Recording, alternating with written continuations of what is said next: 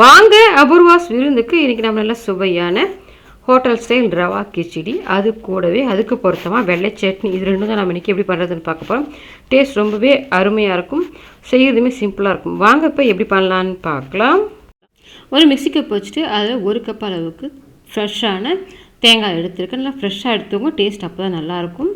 இப்போ அது கூடவே சின்னதாக இருக்கிறதால 3 பல் பூண்டு எடுத்துருக்கேன். பெருசாக இருந்தால் 1 சேர்த்துக்கிட்டிங்கன்னா கூட போதும்.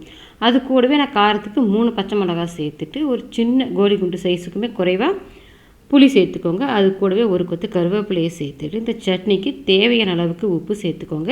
இது கூட நம்ம வேர்க்கடலை பொட்டுக்கடலை எதுவுமே சேர்க்கக்கூடாது, தேங்காய் மட்டுமே சேர்த்துட்டு இந்த மாதிரி கொஞ்சம் லேசாக குறவரப்பாக இருக்க மாதிரி அரைச்சி எடுத்துருக்கேன். அதை ஒரு பாத்திரத்துக்கு மாற்றிட்டு ஒரு அரை டம்ளருக்குமே குறைவாக தான் தண்ணி சேர்த்துருக்கு. இந்த சட்னி கட்டியாக இருக்கணும், அப்போ தான் நல்லாயிருக்கும். கொஞ்சமாகவே தண்ணி சேர்த்துக்கோங்க.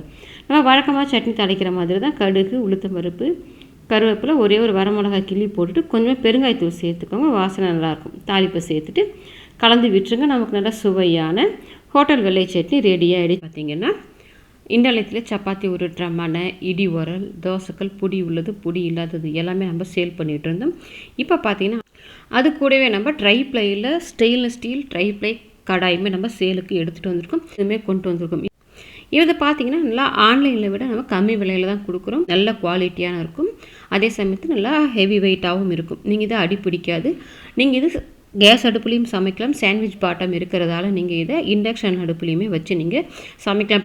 உங்களுக்கு இண்டாலியம் கடாய் வேணுமோ இல்லை ட்ரை ப்ளை கடாய் வேணுமோ எது வேணுமோ ஸ்க்ரீனில் நான் கொடுக்குற நம்பருக்கு வாட்ஸ்அப் பண்ணுங்கள்.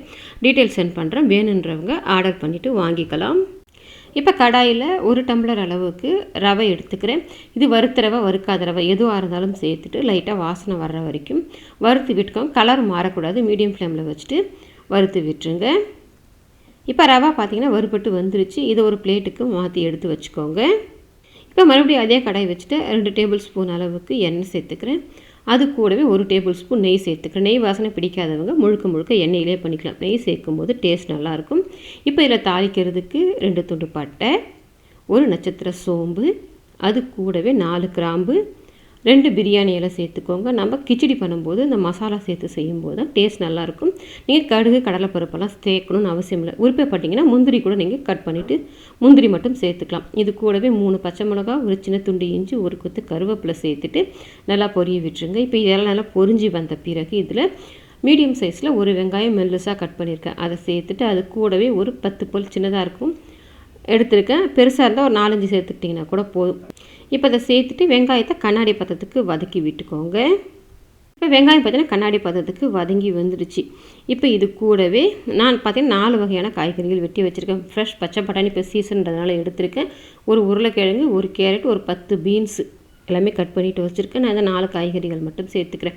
நீங்கள் காலிஃப்ளவர் வச்சுருந்தீங்கன்னா அது கூட சேர்த்துக்கலாம். இதை சேர்த்துட்டு ஒரு 4-5 நிமிஷத்துக்கு அப்படியே இந்த எண்ணெயிலேயே இந்த காய்கறிகளை எல்லாத்தையும் ஒன்றா சேர்த்து அப்படியே வதக்கி விட்டுக்கோங்க.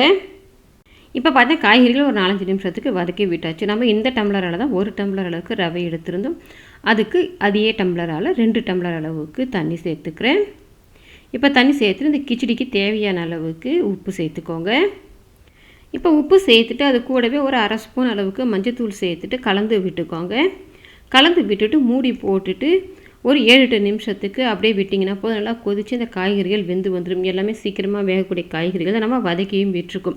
ஒரு 7-8 நிமிஷத்துக்கு மூடி வச்சுருந்திங்கன்னா போதும், காய்கறிகள் வெந்துடும். இப்போ மூடி வச்சுருந்து பார்த்திங்கன்னா ஒரு 10 நிமிஷம் கிட்டவே ஆயிடுச்சு. நல்லாவே காய்கறிகள் பார்க்கும்போதே உங்களுக்கு தெரியும் நிறம் மாறி வந்துருச்சு. இப்போ இதில் ஒரு சின்ன தக்காளி 1 எடுத்திருக்கேன். அதை சேர்த்துக்கோங்க. தக்காளி சேர்த்து நம்ம வதக்கணும்னா புளிப்பு வந்துடும், ஆனால் தக்காளியை வதக்கக்கூடாது.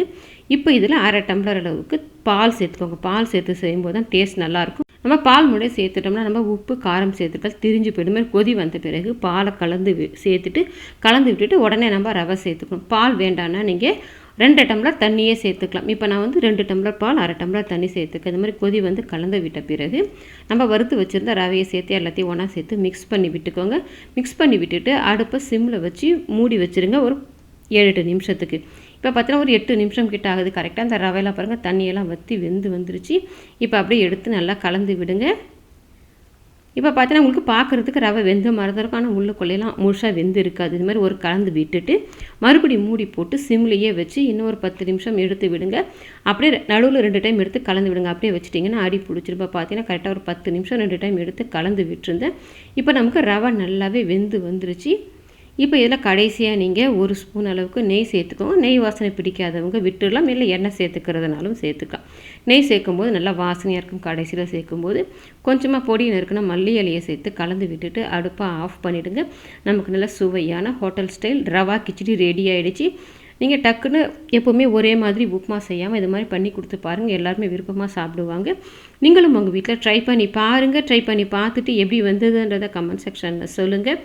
லைக் பண்ணுங்கள், ஷேர் பண்ணுங்கள்.